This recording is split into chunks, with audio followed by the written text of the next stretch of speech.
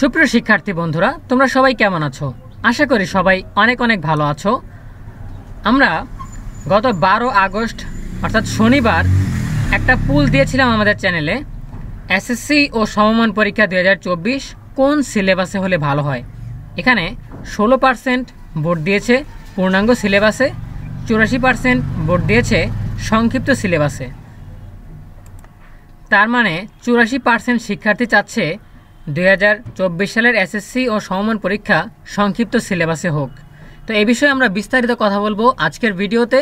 Video শুরু করার আগে যথারীতি সবার কাছে ছোট্ট একটা রিকোয়েস্ট করছি, যারা এখনও আমাদের চ্যানেলটিকে সাবস্ক্রাইব করনি তারা এখনই সাবস্ক্রাইব করে রাখো, তাহলে পরবর্তীতে তোমাদের জন্য প্রয়োজনীয় সকল শিক্ষণীয় আপডেট সবার আগে পেয়ে যাবে।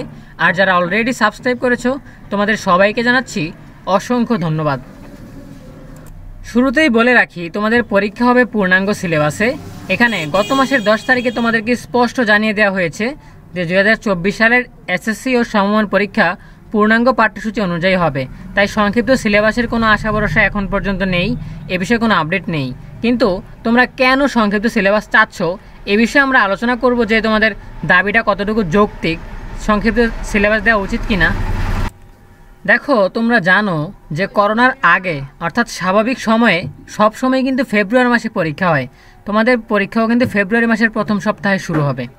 এখন কথা হচ্ছে, করোনার কারণে মাঝখানে সময় কিছুটা পিছিয়ে গেছে এবং সংক্ষিপ্ত সিলেবাস দেওয়ার প্রয়োজন হয়েছে, কারণ ক্লাস ঠিকমতো হয়নি। এখন তোমাদের কিন্তু এই যে তোমরা 2024 সালে পরীক্ষা দিবে, তোমাদের কিন্তু 2022 সালের শুরু থেকেই নিয়মিত ক্লাস হচ্ছে, 2023 সালেও নিয়মিত ক্লাস হচ্ছে এবং 2024 সালের ফেব্রুয়ারিতে স্বাভাবিকভাবেই তোমাদের পরীক্ষা হবে। এখন করোনার সময় যারা মাত্র 6 মাস ক্লাস পেয়েছে বা মাত্র 1 বছর ক্লাস পেয়েছে তাদের জন্য সংক্ষিপ্ত সিলেবাস দেওয়া হয়েছে এবং পরীক্ষার সময়ও ফেব্রুয়ারি থেকে কিছুটা পিছিয়ে দেওয়া হয়েছে। তোমরা কিন্তু পুরো 2 বছর ক্লাস পেয়েছো, এই জন্য তোমাদের পরীক্ষা পেছানোরও কোনো প্রয়োজন নেই, আবার তোমাদের কিন্তু সংক্ষিপ্ত সিলেবাসেরও কোনো প্রয়োজন নেই, কারণ করোনার পরিপ্রেক্ষিতে তোমাদের ক্লাস কিন্তু বন্ধ হয়নি। তোমরা 2022 সাল থেকে এসএসসির ক্লাস পাচ্ছ।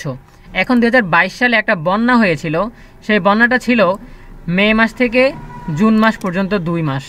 এই 2 মাস তাও আবার বাংলাদেশের কিছু কিছু অঞ্চলে, সব অঞ্চলে কিন্তু না।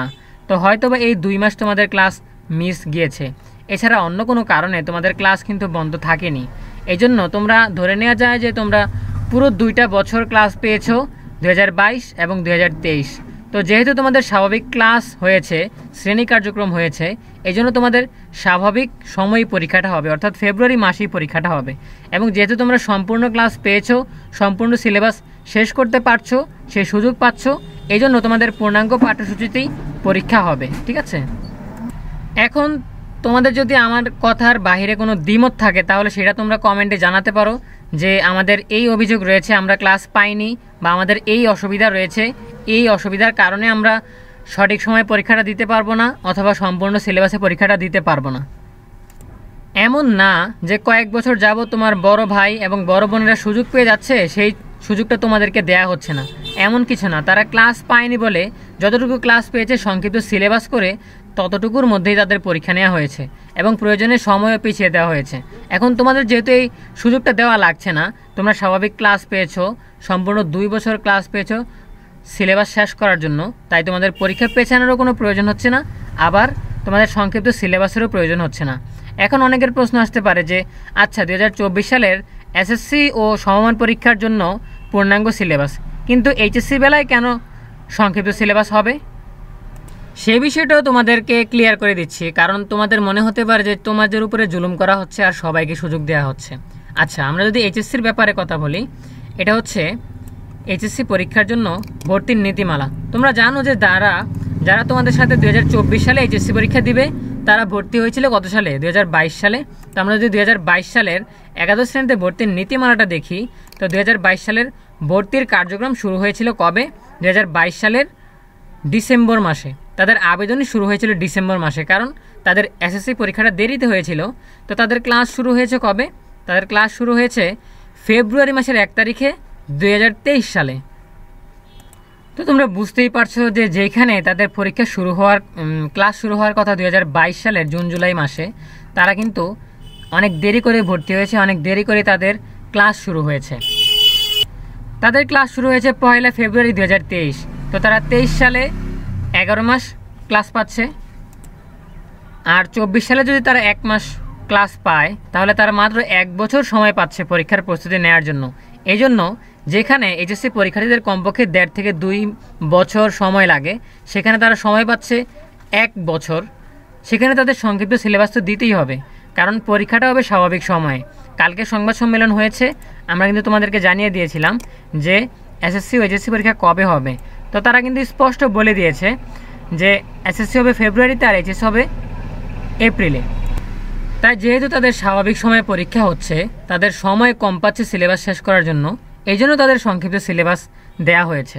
আশা করি তোমরা বুঝতে পেরেছো ব্যাপারটা।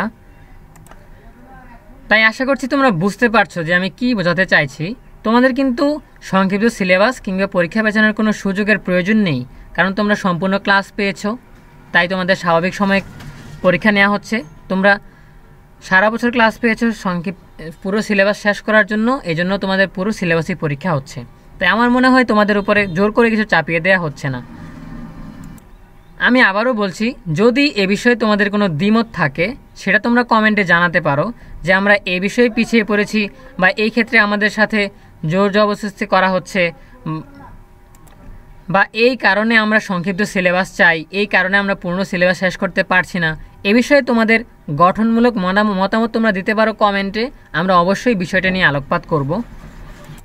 আর যদি তোমাদের কোনো দ্বিমত না থাকে তাহলে আশা করি তোমাদের আমি বোঝাতে পেরেছি যে সংক্ষিপ্ত সিলেবাসও তোমাদের প্রয়োজন নেই এবং পরীক্ষা পেছানোরও তোমাদের প্রয়োজন নেই। তোমাদের স্বাভাবিক সময়ে পরীক্ষা হওয়া উচিত এবং সম্পূর্ণ সিলেবাসই পরীক্ষা হওয়া উচিত। দেখো, অনেক শিক্ষাবিদরা বলছে যে সংক্ষিপ্ত সিলেবাস নামে যে বিষয়টা, এটা আমাদের জন্য অভিশাপ। কারণ আমরা সিলেবাসের কিছু অংশ বাদ দিয়ে দিচ্ছি, বইয়ের কিছু অংশ আমরা টাচ করছি না। এটা পরবর্তীতে ভবিষ্যতে উচ্চশিক্ষায় গিয়ে প্রভাব ফেলছে। কারণ এই যে তুমি সংক্ষিপ্ত সিলেবাস নিয়ে উপরের ক্লাসে গেলে, তোমার কিন্তু এইচএসসি পরীক্ষাতে সম্পূর্ণ সিলেবাসই পড়তে হবে। এখন তোমার যে এসএসসির যে ভিত্তিটা, সেই ভিত্তিটা যদি কিছুটা ঘাটতি থাকে, তখন তুমি এইচএসসিতে যেয়ে ওই সিলেবাসটা পড়তে একটু খটকা লাগবে তোমার। এই জন্য সংক্ষিপ্ত সিলেবাসের আশা না করে, তোমাদের যেহেতু সুযোগ রয়েছে, তোমাদের যেহেতু পর্যাপ্ত সময় রয়েছে, তাই তোমাদের সম্পূর্ণ সিলেবাস নিয়েই পরীক্ষা দেওয়া উচিত। এতে তোমাদের ভালো হবে বলেই মনে করছেন শিক্ষাবিদরা। তোমাদের যে কোনো মতামত নিঃসংকোচে জানাতে পারো কমেন্টে। আমরা অবশ্যই তোমাদের কমেন্টগুলো পড়ব এবং রেসপন্স করব। তো সকলের জন্য রইল অনেক অনেক শুভকামনা। ধন্যবাদ সবাইকে। দেখা হবে পরবর্তী আপডেট নিয়ে নতুন কোনো ভিডিওতে। সেই পর্যন্ত সবাই ভালো থাকবে, সুস্থ থাকবে।